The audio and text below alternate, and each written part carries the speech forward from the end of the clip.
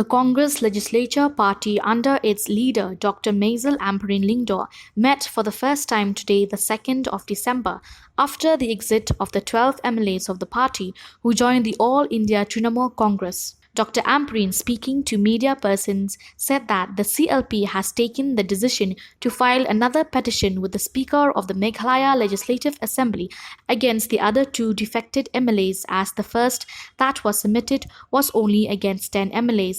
She said that the CLP has decided to file a petition against Charles Springrup and Shitlang Pale on the 10th of this month. Responding to the query of why a petition against the two was not filed along with the 10 MLAs who defected, the leader of the Congress party said that this is one part of the party's strategy in the matter, while also stating that, as per the information with the party, the two MLAs were the last to give the decision on joining the AITC along with the others.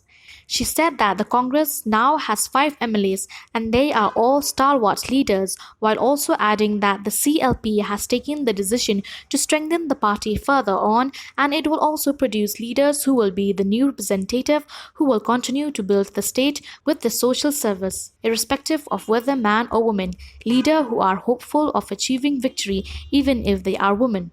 At the same time, Dr. Ambreen said that the CLP has decided to dissolve all the 12 blocks committees of the Congress for now after the exit of the 12 MLAs, and she has requested the leaders of the party to support what the party is doing in order to strengthen the party again. She said that with the dissolution of the block Congress in the 12 constituencies, the supporters of the defected MLAs will also be removed from the position they had held. With regards to the National Students' Union of India, Dr. Ambreen said that the CLP has decided to dissolve the NSUI in Meghalaya for now, while also stating that NSUI is a body that works under the supervision of Delhi, and upon seeing that there has been a sudden movement of the 12 MLAs of the party, it was felt necessary to propose a dissolution of the NSUI in the state because they do not want anything from this body to affect the political affairs of the Congress in the state. We have taken a few decisions with regards to the matters of the role of the CLP in governance. In the recent developments that you have seen in the state of Meghalaya, the first agenda that was taken up by the CLP in its meeting today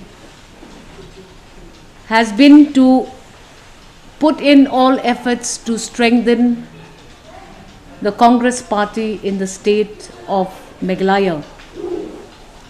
We feel that the CLP is an important body in the entire political spectrum, and we feel that we today stand 5 members tall. We are not disheartened, we are not looking back, but we are going forward with a new zeal to ensure that our party grows, is built again with a focus that is going to be productive for the people of the state of Meghalaya. We will raise new faces, and we will show that, like we always do, the coaching of our party will always be beneficial in the long run for the state and the people of the state of Meghalaya through these new faces that we will bring and infuse and increase the dynamics of the politics of the Congress party. Many people have questioned, yes, what will be the stand of the party through its CLP on the issue of empowering women further in the field of politics. Yes, because I am a woman, I feel close to this agenda. But we are a party that does not differentiate between men and women who are adequately balanced and have the insight of politics that will benefit the state of Meghalaya. We will support women candidates who have a winnability factor, and we will try to ensure that such women also do not get marginalized but will be given the hand-holding that they deserve through the forum of our party. We will ensure that we strengthen all blocks where these 12 deserters had functioned as MLAs. In several blocks, we have also gone ahead and dissolved the various blocks. We have also ensured that sympathizers of the 12 who left the Congress are also stripped of their responsibilities in the party forum, so that the Congress party ensures that there will be no further dilution of the strength of support that the party has in the state of Meghalaya. When the group of 15 becomes a group of 5, if it is not desperation, what else would it be? We have a right, as per the provisions of the Constitution, as per the rules of conduct of the Legislative Assembly of Meghalaya, to also bring forward our petition. It would be wise for all the 12 to avoid speaking individually to the media and taking a dig at the group of 5, because this would amount to gossiping outside the forum of legislation. You want to speak, speak as per the rules indicate. You have been given an opportunity to present your case in the show cause effected by the Honorable Speaker. Concentrate on ensuring that your defense in this show cause will ensure your survival as an MLA. We have been given these forums, stick to these forums so that we don't take a dig at each other. And believe it or not, we were a group of 17 just a couple of weeks back. What did you expect us to do? But we will avoid for mudslinging, because for the first time in the history of Meghalaya politics, you see a divided opposition which is irrelevant to governance. This is absolutely irrelevant. You can see oppositions breaking. You can see that initiating formation of new governments. But in this situation, it looks like the opposition is beating the opposition. So we stick to our rights as MLAs. We will follow the procedures laid down, the precedents that have been there before. We will not react to statements of individuals when they become irrelevant. The provisions of the law ensure that while filing petitions, we are given the freedom to observe. This is a strategy that we are using. Correct, incorrect is an irrelevant debate. But now we are given yet another space to reaffirm our commitment, reaffirm our stand that these 12 MLAs need disqualification.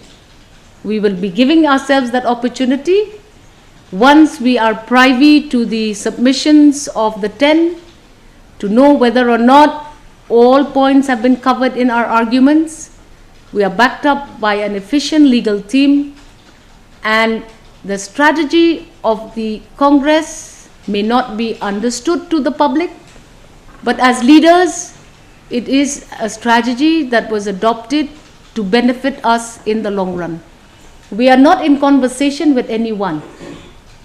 and we do not want to engage in dirty politics with anyone.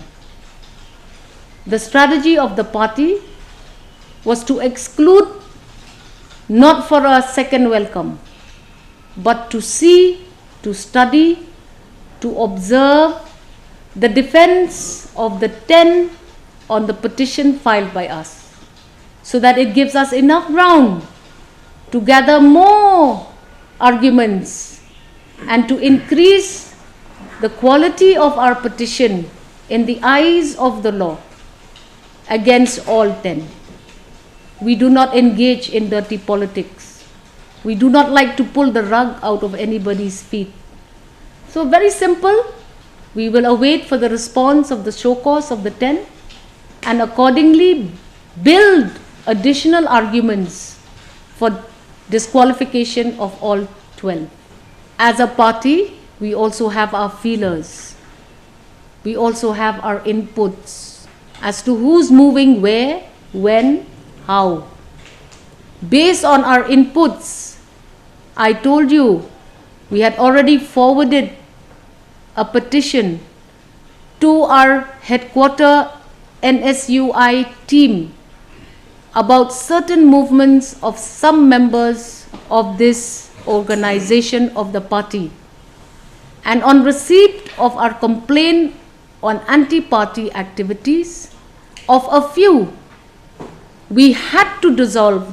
We had to recommend for the dissolving of the NSUI body of Meghalaya because it is a strategy that needs to get done. Why they're doing it, how they're doing it, I have no answers to give. But if they are true congressmen and women, they will await for the reformation of the NSUI unit of the state of Meghalaya, and for those that remain loyal to the party, the posts that they have occupied will be again reorganized. So we do not presume again who has gone, who has come. We base it on our inputs, and these inputs indicated that there was going to be an attempt for another mass resignation of these kinds of organizations in the state, trying to give a beating to the Congress. Why should we allow anyone to beat the Congress? We preempt. We take necessary action so that people of Meghalaya will know that we are an alert group in the Congress as of today. It is not short. 13, 14 months is very long in politics. You have seen what has happened. In a term of 5 years, the ups and downs of this batch of the 10th legislative assemblies have seen storms after storms, with the passing away of some of our members, with the exodus of some of our members from one party to another. 12 months is a long time. Do not say that Garo Hills is faceless now. I think you are giving too much importance to one face. Do not give importance to one face. Congress is teamwork. Congress is not one-man show. Maybe it will work to our advantage. The results of 23 will tell you that. But believe me, we will not get less than 5 seats in Garo Hills as we speak today. Things will improve down the line. No measures are to be taken by the Congress party on further movement of individuals to any group. It ends with the 12. Already the 12 are under scrutiny for defection and disqualification. More means individuals. Disqualifying will not be a problem henceforth. So we stick by the spirit and letter of the 10 schedule. We fight our case on the basis of that 10 schedule. We have looked at all occurrences of court cases, etc. in the last few years in various states, and we take it in letter and spirit, and we do not look at a win or a lose. This is a political statement. We will fight for the party. We will fight for the fact that they were given tickets from the party. I think people, if they want to resign, if they want to leave ship like this, should have ideally resigned and gone back and sought a fresh mandate from the public. Then this confusion is put to rest. But right now the confusion prevails because of the backdoor entry of 12 stalwarts of the state of Meghalaya into another party. You should always go from the front door.